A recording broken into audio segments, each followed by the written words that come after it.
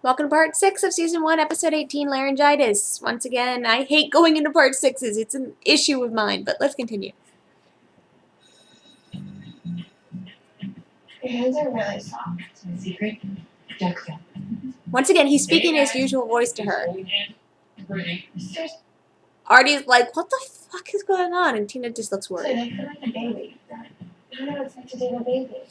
Kurt's once again like, Brady. Dad, hey. He's a little bit scratchier than Chris's real voice. And then half price of the motocross tonight, so I promised to take it. Okay, and it's been a couple days since that game, so why did you not tell Kurt about this earlier? Can you excuse us for a minute? What? Just go away. Huh. Did you ever think that might be something I wanted to do with you? Look, Kurt, Finn needs a buddy right now, okay? At the game, he got to talking about his dad, and his mom thinks it's a really good thing for him. Look, I promise you, we'll hang out as much as you want, okay? Just not tonight.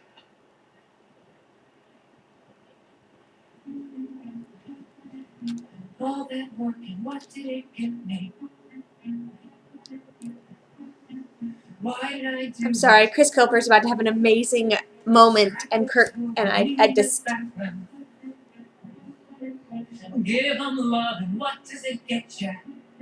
What does it get you? One quick See, look, cause each of them leaves you.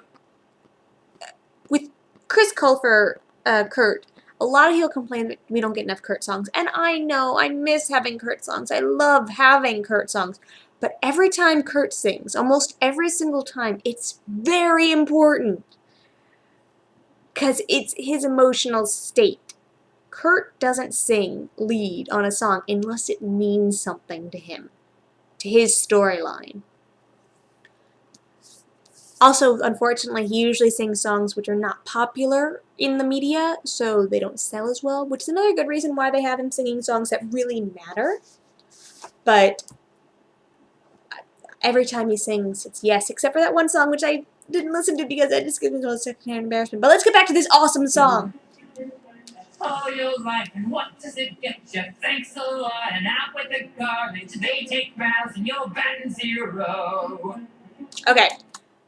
How does Kurt go from that outfit to this outfit? I think he literally has this outfit in a bag at school because he anticipates getting slushies, so he has changes of outfits in school. Possibly even doubles of outfits in school because he's so used to being slushied. I think this was in his locker. He changed into it. Another thing is he starts off in a darkened auditorium. A lot of other people, when they're having these moments, their auditorium's full of lights. I think he starts off, in reality, darkened auditorium. As it goes on, the big giant curtain and everything, it's his fantasy. And I think him changing the words is part of his fantasy too. In reality, he's singing Rose's Turn verbatim as it goes. But I think in his fantasy, he's changing the words, big giant Kurt, all those things. But let's continue without interrupting. I had a dream. There's skulls on that Dreamed it for scarf. you, Dad. It wasn't for me, Dad. And if it wasn't for me, then where would you be, Miss Rachel Berry? As someone's pointed out on Tumblr, that song right there, if it wasn't for me, where would you be, Miss Rachel Berry? In context of this season and her freaking out after she learns that he threw Defying Gravity. Oh my god! Rachel, if it wasn't for Kurt, you would have no confidence in yourself?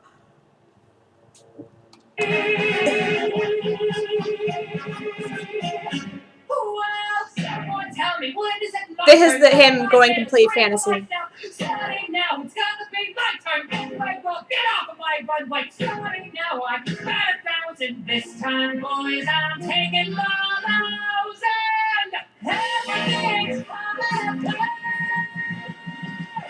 Everything's coming apart. You're so adorable. Everything's coming apart. This time for me. Look at those hitch kicks. He's kind of getting manic here.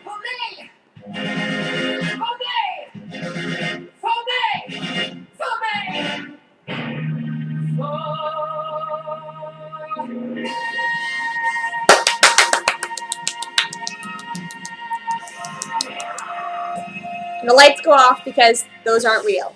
The Kurt wasn't real. But in reality, his dad was there. That was some serious singing, kid.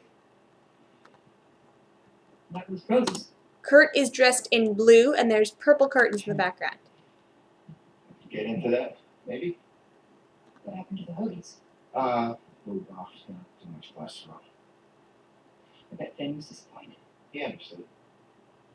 Once I told him how bent out of shape I thought it would work. Me? I'm fine. I'm dumb, but I'm not stupid. Oh. I had no idea what that song was about. But fine don't sing like you just sung. So he's calling him out, saying, "Tell me what's wrong."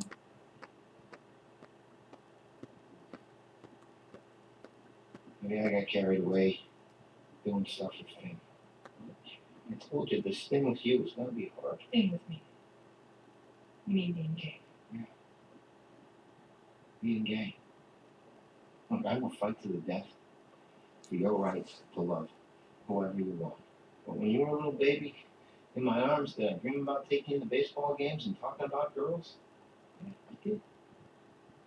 Well, a lot of fathers do. I have no idea how disappointing I was. Hey, come on, now stop it right now. I'm talking straight to you. Don't go playing the victim. You know that's not what I mean. No. I'm sorry. I know you're working hard on yourself to make all this okay. Just seeing you, where you are with Ben. Please get it. Breaks my heart. Is that why you were pretending to date that daffy cheerleader? Oh, Dressing differently? Mike O'Malley and Chris Colfer, you guys are awesome together. I'm going to work as hard as you to make this okay. You don't have to work at anything, Kurt. Your job is to be yourself. And my job is to love you, no matter what. Okay, that and Sorry. ownership and the time, so that's all we got. I think Kurt gets his ability to joke while make little quirks while under emotional stress from Bert. Okay, we stick to that. We're gonna be great. Yes, you did. Aww. I love you. Well, you too. I'm skipping this scene.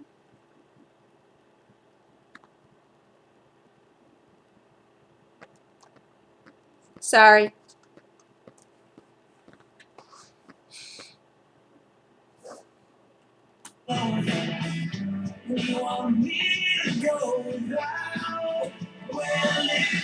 Once again, the show ends with a Rachel Finn song. The only two people who don't have their shirts tucked in are Quinn and Mercedes. You think these ending numbers are fantasies?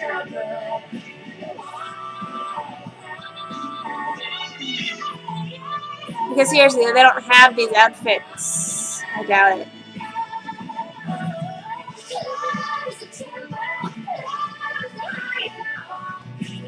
Okay, I'm not actually going to finish watching this part because I don't really care.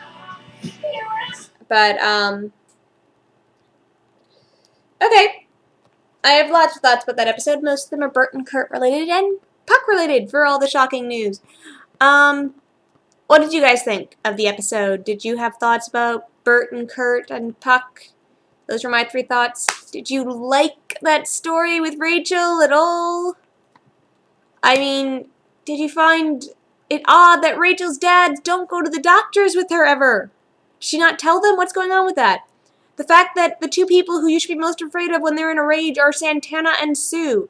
What does Sue have in common with these 3 people? Kurt, Quinn, and Santana. Those seem to be her 3 favorites other than Becky. And, do you agree that Tina and Kurt probably have a bond over how fashion represents you? And do you agree with my headcanon that Brittany, Tina, and Kurt have grown up together for a while and live in the same neighborhood area, so they know each other rather well? What do you think? Anything? Anything? This is the end of Season 1, Episode 18, Laryngitis, and I hope the audio works and everything.